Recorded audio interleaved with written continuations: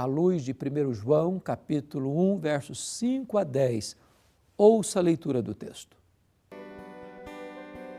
Ora, a mensagem que da parte dele temos ouvido e vos anunciamos é esta: que Deus é luz e não há nele treva nenhuma.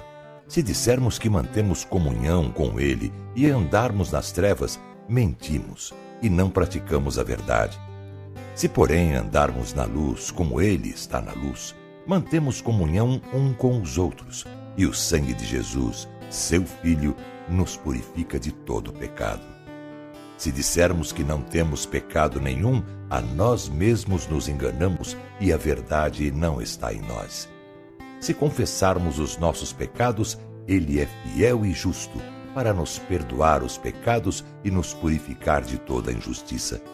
Se dissermos que não temos cometido pecado, fazemo-lo mentiroso, e a sua palavra não está em nós.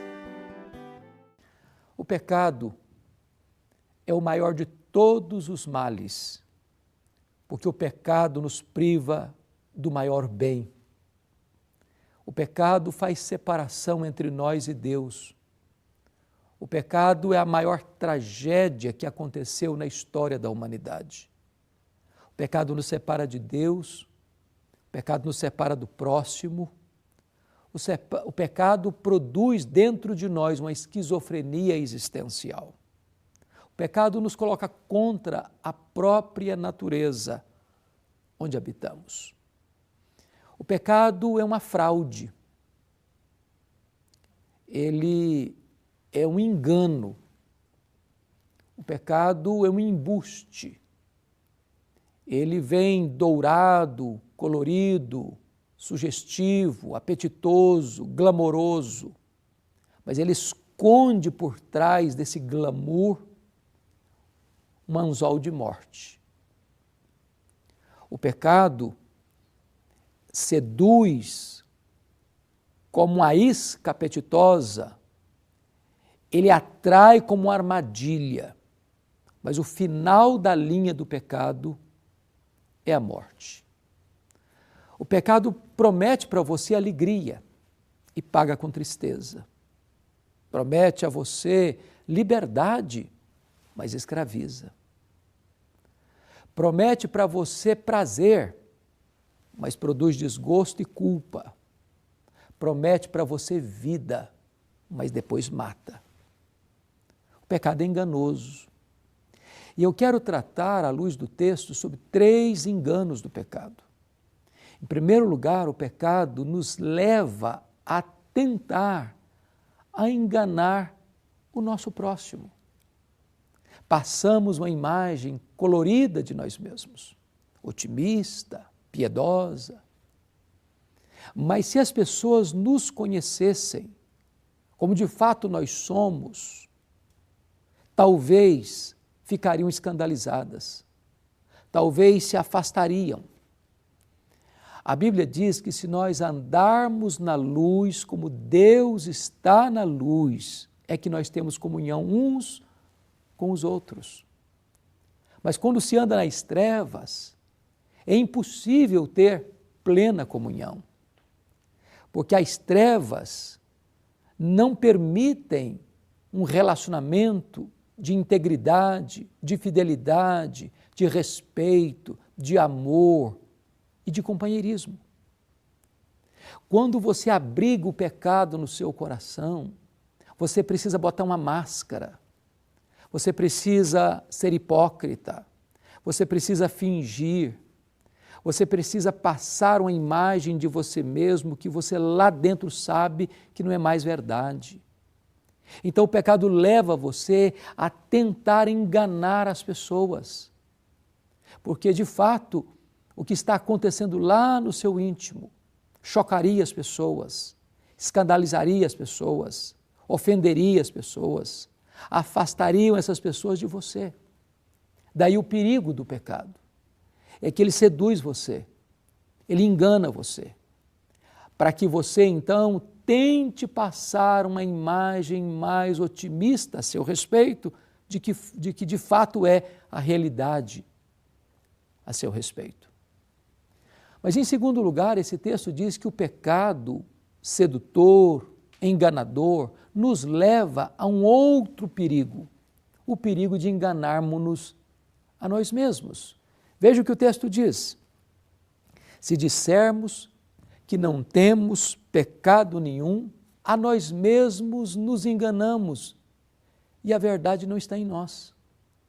Esse é um estágio mais avançado, mais perigoso, mais sutil, mais desastroso.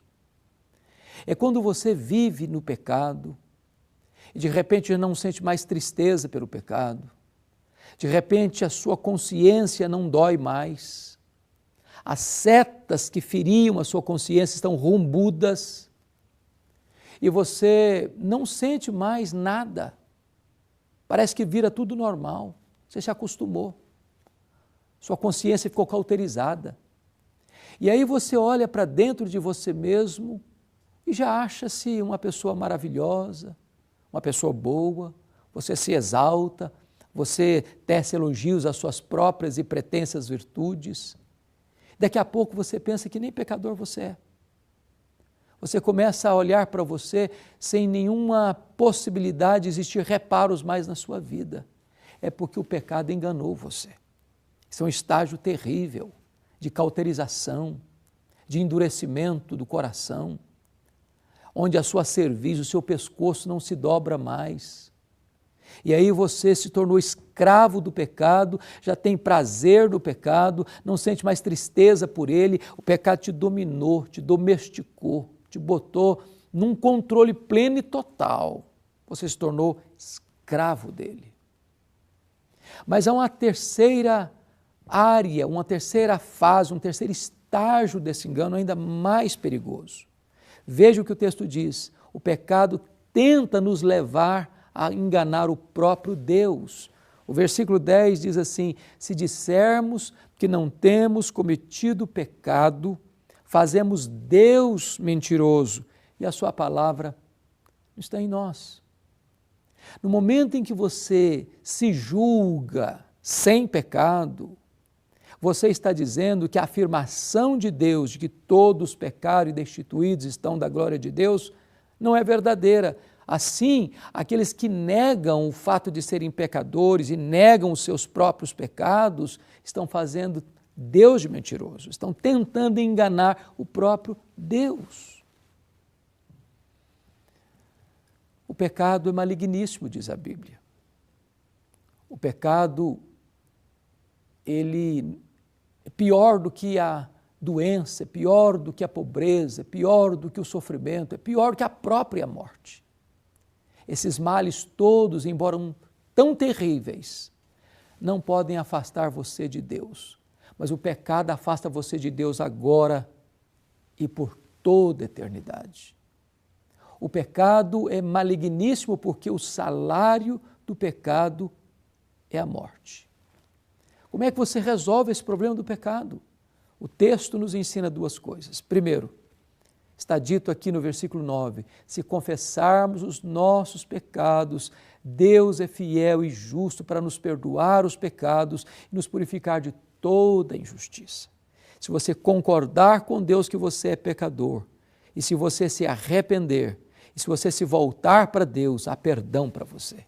O que encobre as suas transgressões jamais prosperará, mas aquele que as confessa e deixa alcançará a misericórdia. Mas o texto ainda nos diz, e o sangue de Jesus nos purifica de todo o pecado. Você pode ser perdoado, você pode ser purificado, você pode ser limpo aos olhos de Deus, se você reconhecer que é pecador, se você se arrepender dos seus pecados, se você recorrer a Jesus, Jesus perdoa pecados e o sangue de Jesus lava você de todo o pecado. Eu quero orar em seu favor, quero colocar sua vida diante de Deus. Agora mesmo você pode se arrepender e voltar-se para Jesus e crer nele e receber dele o perdão e a vida eterna. Deus, eu oro por aqueles que estão nos assistindo, que a tua boa mão seja sobre eles, que a tua graça os alcance e que eles se livrem de seus pecados, encontrando Jesus Cristo e nele o teu pleno perdão. Em Cristo Jesus oramos. Amém.